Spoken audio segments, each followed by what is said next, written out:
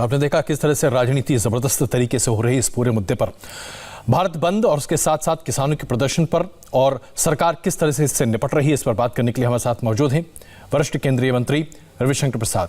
रविशंकर जी, बहुत स्वागत है इंडिया टीवी पर आपका। रविशंकर जी, विरोधी आज आपके ऊपर यह आरोप लगा रहे हैं कि जेपी आंदोलन जिस तरह से शुरू हुआ था, जिस तरह से अन्ना आंदोलन शुरू हुआ था, उस तरह से किसानों का आंदोलन शुरू हुआ है और आपकी दमनकारी सरकार है। आप जैसे नेता जिन्होंने जेपी आंदोलन से अपने करियर की शुरुआत की, सक्रिय भूमिका निभाई, क्या आज आपको लगता है कि आपकी सरकार दमनकारी हो गई है? देखिए, ये बिल्कुल ही बेबुनियाद आरोप है। हमारी सरकार लोकतंत्र में विश्वास करती है, इसीलिए किसानों से बातचीत कर रही है और आगे भी करेंगे, उनकी शंकाओं का समाधान करेंगे। लेकिन हाँ, ये जो विरोधी दल किसानों के कंधे से गोली चला रहे हैं, तो मैं उनको एक ही बात करना चाहूंगा कि ये लोग लोकसभा के चुनाव में भी हारे हैं, विधानसभा के चुनाव में भी हारे हैं, उपचुनाव में भी हारे हैं और नगर निगम हैदराबाद में भी हारे, बिहार में भी हारे। फिर भी विरोध के नाम पर विरोध अपना राजनीतिक अस्तित्व बचाने के लिए कहीं भी कूद जाते हैं। चाहे वो 3 तलाक हो, चाहे वो राफेल हो, चाहे वो सीए हो, चाहे वो शाहीन बाग हो, चाहे वो किसानों की मांग के संबंध का आंदोलन हो। और थोड़ा मुझे बोलने दीजिए, क्या सच्चाई नहीं है कि राहुल गांधी ने पिछले लोकसभा चुनाव में जो अपना मैनिफेस्टो रिलीज किया था, जिसमें साफ लिखा हुआ था कि हम मंडी कानून को रिपील कर देंगे, हम किसानों को चंगुल से मुक्त करेंगे। 13 के अक्टूबर नवंबर में अपने मुख्यमंत्रियों की बैठक में उन्होंने कहा था कि मंडी कानून के दायरे से आप फसल को और सब्जियों को निकाल दीजिए। शरद पवार ने पत्र लिखा था कि नहीं लिखा था अपने सारे मंत्रियों को, शिराज जी हो या बाकी मुख्यमंत्री हो, कि कृपया करके आप मंडी कानून में सुधार करिए, वरना हम वित्तीय सहयोग भी बंद कर देंगे। ये भी कहा था उन्होंने एक टीवी इंटरव्यू में। तो बाकी आप कर रहे हैं, इस तरह से आप कर नहीं पाए। प्लानिंग कमीशन का रिकमेंडेशन आया मनमोहन सिंह की सरकार के समय कि ये सब कानून बनने चाहिए। तो ये कानून किसानों के हित में है जी। और देखिए, हम बिल्कुल आपके चैनल पर, अजय बाबू मुझे बोलने दीजिए आप जी प्लीज, कि हम मंडी समाप्त नहीं कर रहे हैं, किसानों को मंडी के चंगुल से मुक्त कर रहे हैं कि आपको नया अवसर मिले। नए अवसर क्यों नहीं मिलने चाहिए? अभी मैंने आईटी विभाग की तरफ से एक national e agriculture market portal बनाया जी। 21 प्रदेशों की 1000 मंडियां रजिस्टर हुई, 1.5 करोड़ किसान रजिस्टर हुए और लगभग 1.25 लाख करोड़ का व्यापार किया उन्होंने अपनी फसलों का। तो ये अवसर क्यों नहीं मिलना चाहिए? हमने एमएसपी में कहा है कि वो जारी रहेगा। अभी नवंबर तक आपको बता दूं, आपके चैनल पर हम लोगों ने 60,000 करोड़ का धान खरीदा है एमएसपी के अंतर्गत, जिसमें लगभग 2/3 पंजाब से खरीदा है। तो हम तो सब कर रहे हैं। तो रवि जी, हमारे किसानों को नए अवसर नहीं मिलने चाहिए क्या? आपने बहुत महत्वपूर्ण सवाल उठाया कि आखिरकार किसानों की जीविका पर इस तरह का आघात क्यों?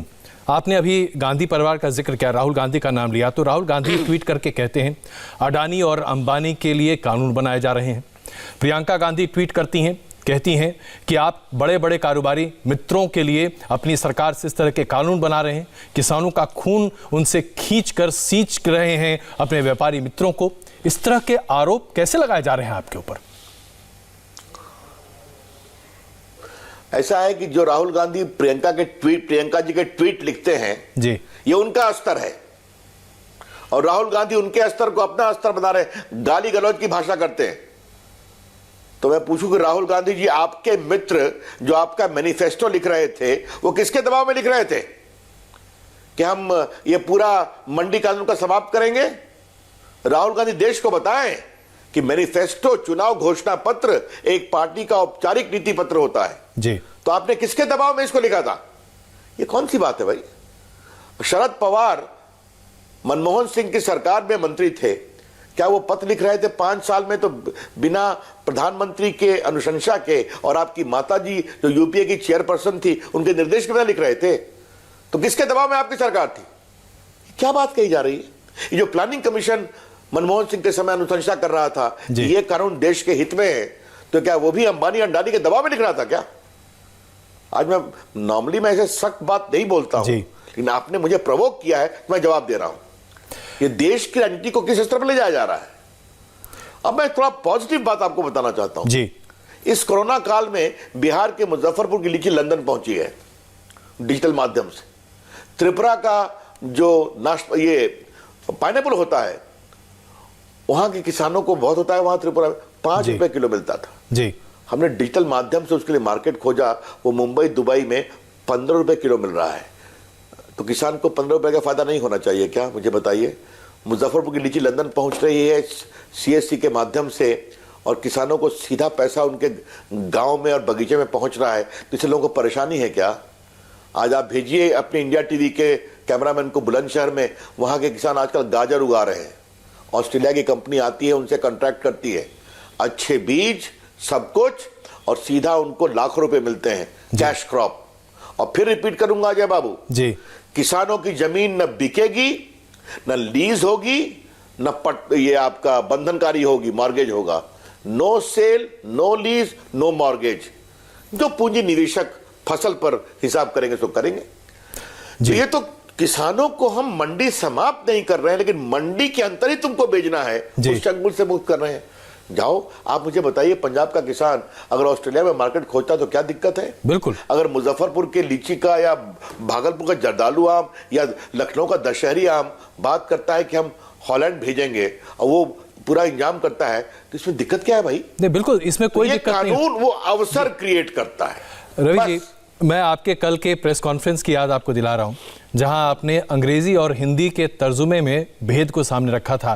जब कांग्रेस पार्टी अपनी मैनिफेस्टो में एक तरफ रिपील कहती है और दूसरी तरफ संशोधन की बात कहती है, ये क्या है? आपको क्या दोहरा चरित्र नहीं दिखता कांग्रेस का इसमें स्पष्ट तरीके से?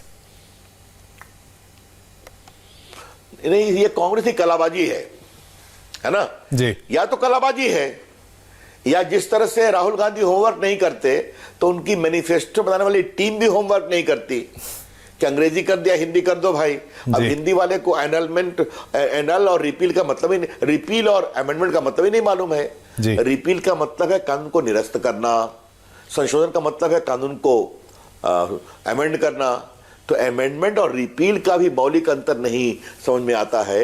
तो देश पर 58 साल राज करने वाली पार्टी कहां पहुंच गई अजय बाबू, ये उसका भी परिचायक है। हाँ, बिल्कुल, मैं कहना चाहता हूं। और हमने तो यहां पर कोई रिपील किया ही नहीं है जी। मंडी एक्ट में यही कहा है कि मंडियां चलेंगी, किसान को मंडी के अंदर ही बेचना बंधनकारी नहीं होगा। तुम्हारे लिए विकल्प खुले हैं, किसान आजाद है, फैसला करो। रवि जी, एक और महत्वपूर्ण सवाल जो किसानों के डिमांड लेटर है, उसमें 9वें अंक पर एक मांग है, और वो मांग है कि जो बुद्धिजीवी हैं, जो छात्र नेता हैं, जो पुलिस की गिरफ्त में है या हिरासत में है, उन लोगों को भी रिहा किया जाना चाहिए। उन्हें भी आज बंधन से मुक्त कर देना चाहिए, ताकि वो अपनी आवाज को मुखर तरीके से किसानों के साथ मिलाकर रख सकें। ये तो ऐसी भाषा दिखाई देती है जैसे कि CAA के दौरान। ये बात कहां से आ गई, ये बात कहां से आई है अजय बाबू? मैं समझ गया आप क्या पूछ रहे हैं जी। तो जो लोग मुंबई के जेल में बंद हैं उनको भी रिहा करो।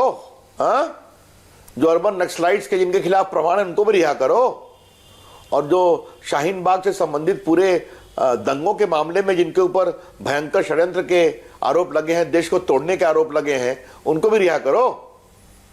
यही सवाल है, कौन लोग खड़े हो गए इनके पीछे में? और एक बात बहुत विनम्रता से हम कहना चाहते हैं जी, किसानों के साथ पूरी बातचीत करेंगे, पूरी हमदर्दी है, किसान अन्नदाता है, हमारी सरकार किसानों के विकास के लिए समर्पित है। लेकिन किसान के आड़ में अगर देश को टुकड़े टुकड़े गैंग खड़ा होगा अपनी राजनीति करने के लिए, तो ये विपक्षी नहीं उनके कंधे से गोली चला रहे, ये भी गोली चला रहे हैं, तो देश की ये सरकार सख्त रहेगी ऐसे लोगों के खिलाफ। भारत की संप्रभुता, भारत की सुरक्षा और भारत की एकता पर कोई चोट हम स्वीकार नहीं करेंगे, सख्त कार्रवाई होगी। रवि जी, आपकी सरकार पर और उसकी मंशा पर सवाल खड़े करना तो कहीं भी उचित नहीं, क्योंकि जो कानून है उसमें बहुत कहीं छोटी मोटी बातें हैं, जैसे कि MSP को लेकर क्यों नहीं एक गारंटी की बात कह दी गई, उसे कानून का हिस्सा क्यों नहीं बनाया गया? क्या रेट्रोस्पेक्ट में आज आप लोगों को ऐसा लगता है कि अगर इन छोटी बातों का ध्यान रखा गया होता तो शायद किसानों को भड़काने का मौका या किसानों को भड़कने का मौका नहीं मिलता? मैं अगर आपसे दूसरी बात कहूं श्रीमान, कि बातचीत होती है MSP पर जी, और एकाएक बात आ जाती है कि जब तक इस कानून को वापस नहीं लोगे कोई बातचीत नहीं होगी। ये क्या है? फिर पूछ रहा हूं जी, ऐसा तो नहीं है कि हमारी सरकार में लोकप्रियता में कमी है, ऐसा तो नहीं है कि जनता का हमारे ऊपर विश्वास की कमी है। जी, अभी लोकसभा का चुनाव जीते, बिहार का चुनाव जीते, सारे उपचुनाव जीते, और मैं बताना चाहता हूं आज आपके दर्शकों के लिए, मणिपुर में 5 में 4, उत्तर प्रदेश में 9 में 8, गुजरात में 8 में 8, तेलंगाना भी जीत गए और बिहार का पूरा विधानसभा का चुनाव जीत गए तमाम इन लोगों के संघर्ष के बावजूद। जी, हैदराबाद का नगर निगम चुनाव जीत गए। तो उत्तर दक्षिण पूर्व पश्चिम आपके लक्षद्वीप, ये हम लोग अंडमान में जीते हैं, लद्दाख में जीते हैं। कहने का मतलब क्या है कि पूरे देश में हम जीतते हैं जी, तो जनता का विश्वास भी है। और इसके बावजूद ये लोग इतने अधिक हताश हो गए हैं, जिन्होंने देश में 50 साल 58 साल राज किया है, वो अपनी राजनीति के लिए कुछ भी करेंगे। ये अखिलेश यादव बात कर रहे हैं, उनके पिताजी आदरणीय मुलायम सिंह यादव जी ने क्या कहा स्टैंडिंग कमेटी एग्रीकल्चर में कि किसानों को चंगुल से मुक्त करो मंडी के। जी, ये श्रीमान अरविंद केजरीवाल जी वहां जाके किसानों से बात कर रहे हैं कि हम आपके सेवादार के रूप में आए हैं। उनकी सरकार 23 नवंबर को गजट नोटिफाई करती है नए कानून को। क्या मतलब है इसका? तो मैं किसका किसका नाम लूं? इसीलिए कहना चाहता हूं रवि जी, कल प्रफुल्ल पटेल जी हमारे साथ थे। एक तो स्तर रखेंगे आप। कल प्रफुल्ल पटेल जी हमारे साथ थे और आपके प्रेस कॉन्फ्रेंस के बाद उनसे चर्चा हो रही थी, तो उन्होंने कहा कि अगर बिल लाने से पहले मशवरा कर लिया होता, बातचीत की होती, तो शरद पवार जी बताते, क्योंकि एग्रीकल्चर के क्षेत्र में उनकी पकड़ बड़ी अच्छी है कि कैसे क्या करना चाहिए, कैसे बाजार को खोला जाना चाहिए था, और उसके आधार पर अगर सरकार काम करती तो हम पूरा समर्थन देते। यानी कि लोगों को इस बात की खला है कि आपने मशवरा पहले नहीं किया। थोड़ा ईगो की बात लगती है। अजीब बात करते हैं जी, जरा सा एनसीपी के लोगों का भाषण तो सुन लीजिए। लोकसभा में, राज्यसभा में उन्होंने कुछ विरोध किया क्या? उन्होंने कभी शरद पवार ने प्रधानमंत्री को पत्र लिखा क्या, या प्रेस कॉन्फ्रेंस में कहा क्या कि मुझे लगता है कि नरेंद्र मोदी जी इन चीजों को सोचें? जी, ऐसी बात तो नहीं है कि वो देश के बड़े नेता हैं, 4 बार मुख्यमंत्री रहे हैं, केंद्र में 10 साल क्या 15 साल मंत्री रहे हैं, तो बड़े पद पर रहे हैं, तो बोल सकते थे ना। तो जब किसान को कुछ लोग चले आए मैदान में, तो भैया हम भी आ गए मैदान में। ये ऐसे होती है राजनीति क्या? और जान लीजिए, ऐसे लोगों को ना वोट मिलता है जी, न जनता का आशीर्वाद मिलता है। मैं आपको बता दूं, अब चूंकि वोट बाग की राजनीति बहुत लोग करने गए थे ना जी, जी, रिजल्ट क्या हुआ देख रहे हैं आप ना। अब शाहीन बाग की बात हो रही है। अजय जी मुझे एक बात और कहने दीजिए। जी प्लीज बताइए। ना अजय जी मुझे एक बात आप और कहने दीजिए। लोकतंत्र में आप विरोध करिए, सवाल पूछिए, धरना भी दीजिए, बंद भी करिए, ये तो आपका अधिकार है। हम लोग भी जेपी मूवमेंट के एक्टिविस्ट रहे हैं, लाठी खाए हैं, जेल गए हैं। ये कौन सी नई राजनीति चल रही है कि हम पूरा एक शहरी घेर लेंगे, भारत की राजधानी दिल्ली को घेर लेंगे? तो अगर इस तरह से हारे हुए लोग शहर और शहर की राजधानी घेरना शुरू करें, तो कल कुछ लोग मुंबई घेर लेंगे, जाओ 2 महीना घेरे रहेंगे। कुछ लोग कलकत्ता घेर लेंगे, कुछ लोग लखनऊ पटना घेर लेंगे, कुछ लोग चेन्नई घेर लेंगे। ये कौन सी राजनीति है? नहीं, यही आरोप तो आपके ऊपर लगाया जा रहा है कि आपने आजकल बंगाल में एकदम तमाशा मचा रखा है। बंगाल में रोज दिन प्रदर्शन हो रहे हैं। कल भी एक बीजेपी के कार्यकर्ता की मृत्यु हो गई प्रदर्शन के दौरान। कहा जा रहा है कि आपने पूरे बंगाल को ठप करने का निर्णय बना लिया है। ये बताइए कि न प्रदर्शन करना हमारा अधिकार है कि नहीं है? जी बिल्कुल है। उस पर भी छीन रहे हैं आप, उनका भी अधिकार है। मैं एक शहर को घेरने की बात कर रहा हूं जी, हर रास्ते को बंद करने की बात कर रहा हूं, जनता को असुविधा की बात कर रहा हूं। या तो हमारी बात मानो या कानून को पूरा विड्रॉ करो, वरना हम घेर कर बैठ जाएंगे। मैं उसकी बात कर रहा हूं। और बाकी तो तृणमूल के बंगाल में क्या क्या होता है मुझे आपको बताने की जरूरत है क्या? आपने स्वयं कई वहां तो प्रधानमंत्री को भी मीटिंग के लिए मैदान मिलने में दिक्कत होती है जी। गृह मंत्री और उत्तर प्रदेश के मुख्यमंत्री का हेलीकॉप्टर लैंड नहीं करने आता है, ये तो आपको पता ही है। तो वहां तो विपक्ष में आप जाएंगे तो क्या क्या परेशानी होती है आपको खुद ही पता है। रवि जी, अरविंद केजरीवाल जी का नाम आपने लिया। सरकार जी, लोकतंत्र विरोधी सरकार है। अरविंद केजरीवाल जी का नाम आपने लिया, वो बार बार ये कह रहे हैं, उनकी पार्टी की तरफ से ट्वीट भी किया जा रहा है कि उनको हाउस अरेस्ट कर दिया है दिल्ली पुलिस, केंद्रीय गृह मंत्रालय के आदेश पर उनको घर से बाहर नहीं निकलने दे रही। अब ऐसा है, अब वो मुख्यमंत्री हैं, उनके ट्वीट पर मैं क्या बताऊं। छोड़िए, मुझे कोई कमेंट नहीं करना है, वो भाजपा के दिल्ली के प्रवक्ता उसका जवाब देंगे, ठीक है। अच्छा, एक आखिरी सवाल रवि जी, एक आखिरी सवाल। किसानों को लेकर आपकी सरकार ने पूरे तरीके से आश्वासन दिया, आप आशान्वित हैं कि कल की बातचीत के बाद रास्ता निकलेगा, दिल्ली का ये घेराव बंद होगा और दिल्ली की जनता राहत की सांस ले पाएगी? हम देश के किसानों का बहुत सम्मान करते हैं, अन्नदाता हैं, किसानों का विकास नरेंद्र मोदी सरकार की प्राथमिकता है। हम बातचीत जारी रखेंगे, उनको समझाएंगे और हमें पूरा विश्वास है कि देश के किसान समझेंगे कि नरेंद्र मोदी जी की सरकार उनके हित की चिंता करती है। यह सवाल है किसान हित जी और राजनीतिक दलों के हित। तो राजनीतिक दलों के हितों से निकालकर किसान हित के बारे में हम पूरी ईमानदारी से चर्चा करेंगे। रवि जी, आपने हमसे बात की, बहुत धन्यवाद, और उम्मीद करते हैं कि इस समस्या का समाधान बहुत जल्द निकले। बहुत धन्यवाद बात करने के लिए हमसे। और हम यहाँ पर एक छोटा सा ब्रेक ले रहे हैं। ब्रेक के बाद आपको दिखाएंगे देशव्यापी बंद का दरअसल कहाँ कहाँ कितना कितना असर पड़ रहा है। मिला जुला असर है, पूरी तरीके से बंद नहीं है देश। बने रहिए हमारे साथ।